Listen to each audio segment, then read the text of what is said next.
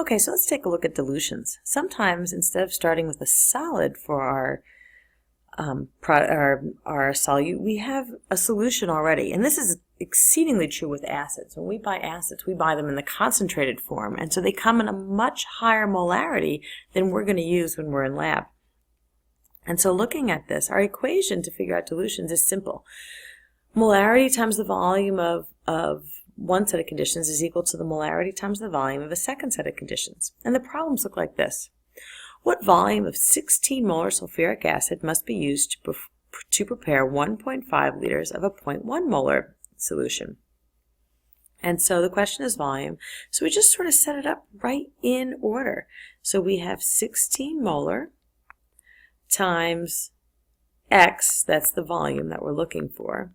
And we just follow it along, is used to prepare 1.5 liters of 0.1 molar. So 0.10 molar times 1.5 liters. Very, very often, we need to make a much more dilute, like a 0.1 molar solution, and liters. It's always going to go from concentrated to dilute. We can't take a diluted solution and then use it to make something that's more concentrated. So we can only ever dilute something that we have more of. And so if we have 16 molar, we need to know how much of this do we need to have. Because the moles at the concentrated level is equal to the moles at the diluted level. So we go ahead and solve by multiplying the 0.1 times the 1.5 and then dividing this case by 16, and X in this case is equal to not many, 0.0094 liters. And that's quite a few liters, and so that's okay. I'm going to go ahead and multiply that by 1,000 so I see milliliters, and so I have 9.4 milliliters. What that means for actually making the solution is I'm going to take 9.4 milliliters and add it to a volumetric flask and then fill my solution up to a total of 1.5 liters. So essentially I'm going to add 1.5 liters minus 9.4 milliliters to make my total volume of solution 1.5 liters, and that will give me that 0.1 molar. Let's go ahead and try another one.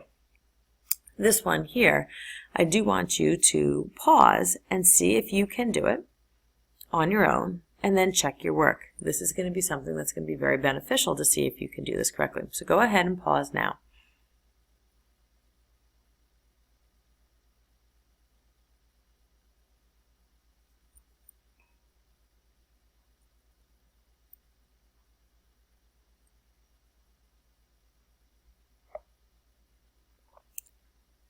Okay, so let's see how you did.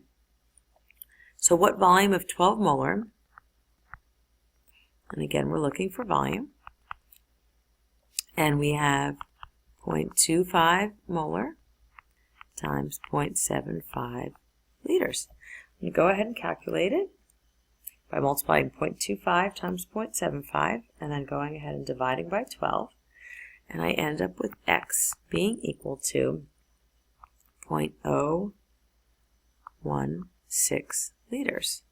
If I multiply that by 1,000, I end up with 15.6 or 16 milliliters. So I would take 16 milliliters and add it to a volumetric flask to get a total of 0.75 liters, and that would make my 0.25 molar HCl.